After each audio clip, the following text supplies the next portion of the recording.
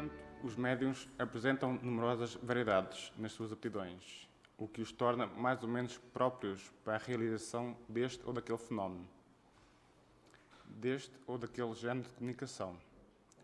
Segundo as aptidões que possuem, eles se classificam em médiuns de efeitos físicos, de comunicações inteligentes, videntes, falantes, auditivos, sensitivos, desenhistas, poliglotas, poetas, músicos, escreventes, etc., não se podendo esperar de um médium o que está fora das suas faculdades. Sem o conhecimento das aptidões mediúnicas, o observador não pode achar a solução de certas dificuldades ou de certas impossibilidades que se encontram na prática. Aqui há a referência do livro dos médiuns, que é um livro que explica muito mais em detalhe tudo o que há a perceber e a compreender sobre os médiuns. Ou seja, a natureza das comunicações guarda sempre relação com a natureza do espírito e traz, neste caso, o cunho da sua elevação ou da sua inferioridade, do seu saber ou de sua ignorância. Mas, em igualdade de merecimento, do ponto de vista hierárquico, há nele, incontestavelmente, uma propensão para se ocupar de uma coisa, preferentemente a outra. Isto é o que está no livro dos médiuns, que nos dá mais um pouco a compreender um pouco mais o que é, digamos, as capacidades e as limitações do médium. Os médiuns de efeitos físicos são mais particularmente aptos a provocar fenómenos materiais, como movimentos, batidas, etc., com a ajuda de mesas e de outros objetos. Quando esses fenómenos demonstram um pensamento ou obedecem a uma vontade, são de efeitos inteligentes, que por isso mesmo indicam uma causa inteligente. É uma forma de os espíritos se manifestarem. Por meio de um número determinado de batidas, se obtém as respostas sim e não, ou a indicação das letras do alfabeto destinadas a formar palavras ou frases. Esse meio primitivo é muito vagaroso e não é próprio para grandes desenvolvimentos. As mesas falantes foram o começo da ciência espírita. Hoje, que possuem meios de comunicação tão rápidos e tão perfeitos quanto entre os vivos, elas só são utilizadas acidentalmente e como experimentação.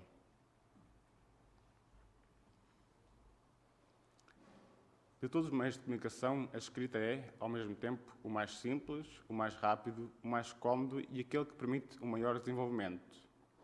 É também a faculdade que se encontra mais frequentemente entre os médiuns. Para obter a escrita, inicialmente se utilizavam de intermediários materiais como cestas, pranchetas, etc., providas de um lápis. Mais tarde foi reconhecida a inutilidade desses acessórios e a possibilidade dos médiuns escreverem diretamente com a mão, como fariam em circunstâncias normais. Portanto, aqui há a descrição que a escrita tem sobretudo a vantagem de assinalar de um modo mais material a intervenção de uma força oculta e de deixar traços que se podem conservar, como fazemos com a nossa correspondência.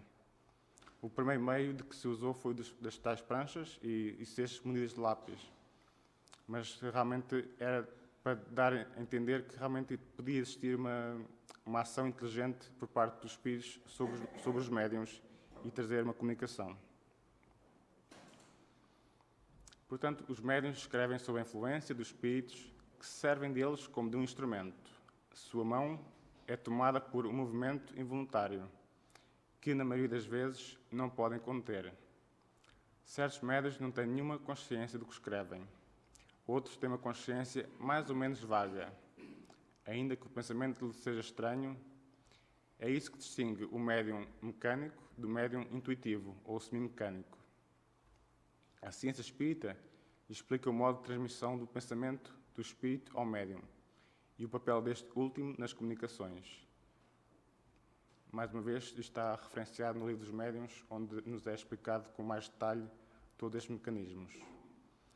E, portanto, pode depois o espírito exprimir diretamente suas ideias, quer movimentando um objeto a que a mão do médium serve de simples ponto de apoio, quer acionando a própria mão. Quando atua diretamente sobre a mão, o espírito lhe dá uma impulsão de todo independente da vontade deste último. Ela se move sem interrupção e sem embargo do médium, enquanto o espírito tem alguma coisa que dizer e para assim que ele acaba. O médium possui a faculdade de comunicar, mas a comunicação efetiva depende da vontade dos espíritos. Se eles não quiserem se manifestar, o médium não obtém nada. É como um instrumento sem um músico. Os espíritos só se comunicam quando querem ou podem, e não estão ao capricho de ninguém. Nenhum médium tem o poder de fazê-los vir de acordo com a sua vontade e contra o desejo do próprio espírito. Isso explica a suspensão momentânea da faculdade entre os melhores médiums e a interrupção que eles sofrem às vezes durante vários meses. Portanto, seria um erro associar a mediunidade a um talento. O talento que se adquire pelo trabalho, aquele que o possui, sempre é dono dele, mas o médium jamais é dono de sua faculdade, já que ela depende de uma vontade independente da sua. Ou seja, aqui conseguimos perceber um pouco mais que realmente um médium que esteja sempre disponível para comunicações poderá não ser, ou seja, o espírito que está a acompanhar, neste caso, não está lá sempre que ele quer. É a vontade do espírito é que vai ditar se quer ou não comunicar-se e não de acordo com a vontade do médium. Portanto, os médiuns de efeitos físicos que obtêm regularmente e à vontade a produção de certos fenómenos, admitindo-se que eles não sejam um resultado de prestidigitação, estão em relação com os espíritos de baixa categoria, que sentem prazer nesse tipo de exibição e que talvez tenham trabalhado nela quando vivos, na Terra. Seria absurdo, porém, pensar que espíritos, mesmo que sejam pouco elevados, se divirtam ao fazer essa exibição. Aqui o significado de prestidigitação é, digamos, quando um médium tenta, de certo modo, mesmo sem a presença do espírito, fazer esses fenómenos, ou seja, um pouco uma ilusionista que possui, digamos, a faculdade de ocultar um pouco aquilo que realmente não é o que está a acontecer. Daí haver necessidade de percebermos realmente se estamos perante uma manifestação de um espírito ou se é algo que o próprio médium está, digamos, a forçar e que não é o correto. Portanto, a obscuridade necessária para a produção de certos efeitos físicos, sem dúvida, presta-se à suspeita, mas nada prova contra a realidade. Sabe-se que em química existem combinações que não podem ser realizadas sobre a luz, que composições e decomposições têm lugar sob a ação do fluido luminoso. Ora, todos os fenómenos espíritas são o resultado da combinação dos fluidos próprios, do espírito e do médium.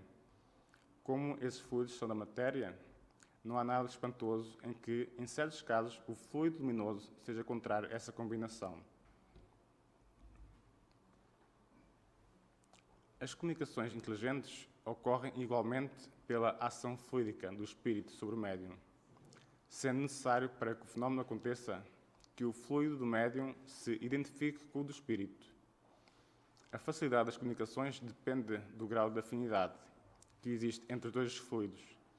Assim, cada médium é mais ou menos apto a receber a impressão ou impulsão do pensamento deste ou daquele espírito.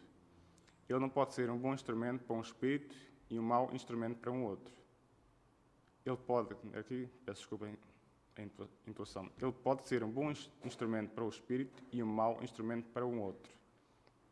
Em consequência disso, um espírito que tenha dois médiuns igualmente bem dotados, um ao lado do outro, poderá se manifestar por um e não pelo outro. Ou seja, realmente aqui a necessidade da sintonia e de haver, digamos, esta correspondência de energias de um e do outro para que realmente se consiga fazer a ligação e se possa realmente haver esta manifestação e comunicação. É, pois, um erro acreditar que é suficiente ser médium para receber, com igual facilidade, as comunicações de qualquer espírito. Não existem mais médiums universais para as evocações do que com aptidão para produzir todos os fenómenos. Os espíritos procuram, de preferência, os instrumentos que vibrem com eles no mesmo tom. Impor aos espíritos o primeiro médium que apareça Seria o mesmo que impor a um pianista que tocasse violino, porque, sabendo música, ele deve poder tocar todos os instrumentos. Aqui, com uma simples comparação, conseguimos perceber que realmente nem todos os médiuns estão afins com os espíritos. Portanto, há, digamos, uma necessidade de haver, digamos, uma interligação, digamos, da aptidão que um quer transmitir com a aptidão do médium. Sem a harmonia, a única que pode motivar a assimilação fluídica, as comunicações são impossíveis, incompletas ou falsas. Elas podem ser falsas porque, na falta do espírito desejado, não faltam outros prontos a aproveitar a ocasião para se manifestarem e que se importam muito pouco em dizer a verdade.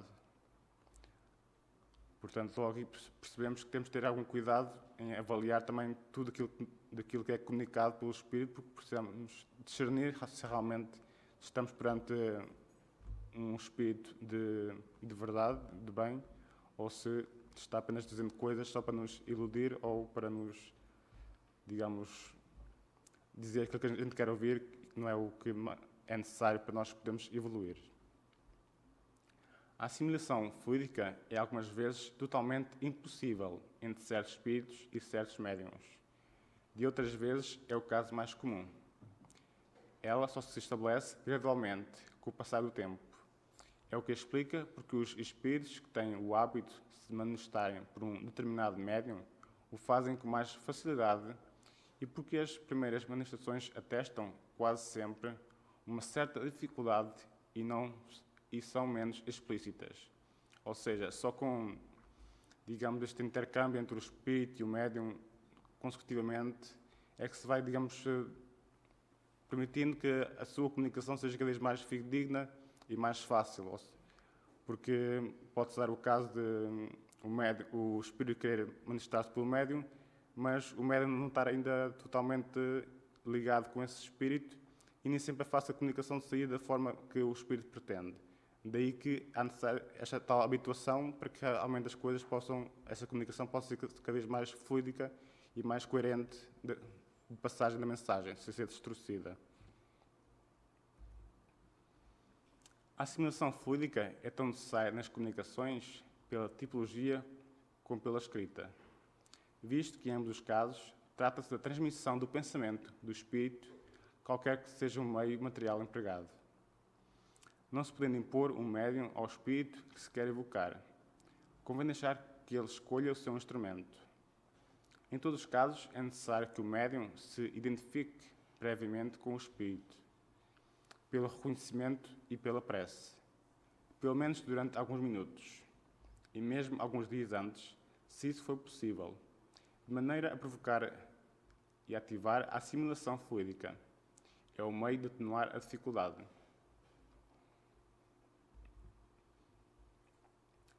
Quando as condições fluídicas não são propícias à comunicação direta do espírito com o médium, ela pode ser feita por intermédio do guia espiritual do médium.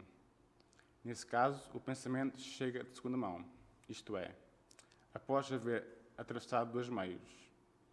Compreende-se então quanto é importante que o médium seja bem assistido, porque se ele o for por um espírito obsessor, ignorante ou orgulhoso, a comunicação será necessariamente alterada.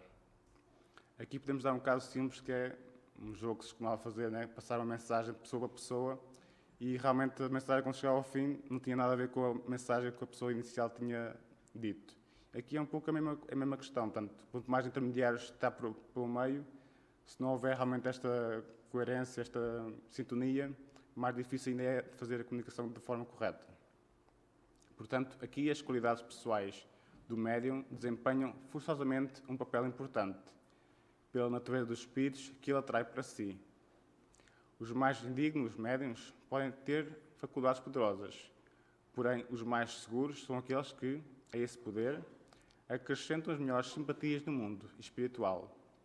Ora, essas simpatias não são, de forma alguma, garantidas pelos nomes mais ou menos importantes dos espíritos, ou os que eles tomam quando assinam as comunicações, mas pela natureza constantemente boa das comunicações que se recebe deles. Ou seja, aqui quero-nos dar a perceber que o importante não é quem assina a mensagem, mas sim o conteúdo da mensagem, ou seja, perceber que realmente o seu conteúdo, analisar e perceber que realmente essa mensagem é de bem e de auxílio para que possa ser superada uma dificuldade. Só assim é que podemos realmente perceber de que a mensagem é de um espírito superior e que nos quer auxiliar, e não só pelo nome que é assinado no fundo. Portanto, qualquer que seja o modo de comunicação, a prática do espiritismo apresenta numerosas dificuldades, sob o ponto de vista experimental, e não é isenta de inconvenientes para todo aquele que possua a experiência necessária. Que alguém experimente por si mesmo ou que seja um simples observador, o essencial é saber distinguir as diferentes espécies de espíritos que podem se manifestar, conhecer a causa de todos os fenómenos, as condições nas quais eles podem se produzir, os obstáculos que podem se opor a eles, a fim de não pedir o impossível.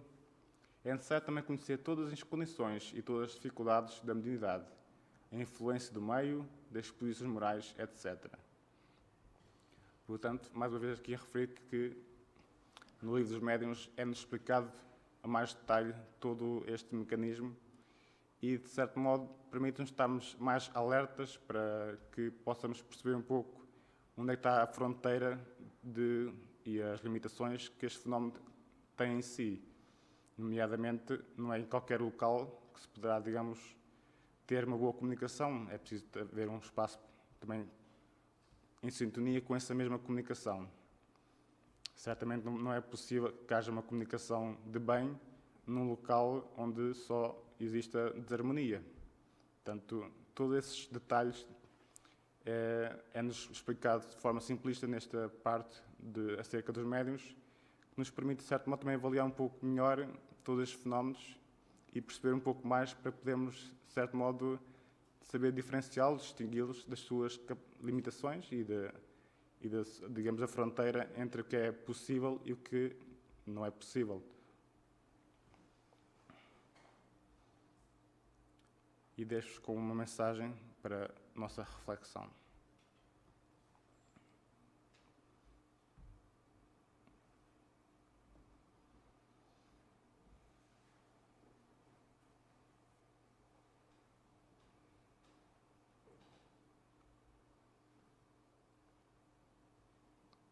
Portanto, espero que as palestras possam ser, digamos, um instrumento, um meio de nos realmente nos predispormos cada vez mais, podermos fazer o que de melhor podemos de nós mesmos e de nos constantemente pedirmos a nós mesmos interiormente para nos superarmos cada dia, para que realmente cada dia possamos fazer cada vez mais e tentando ir de encontro realmente com o exemplo de Jesus e daquilo que Ele nos veio ensinar e exemplificar. Que assim seja.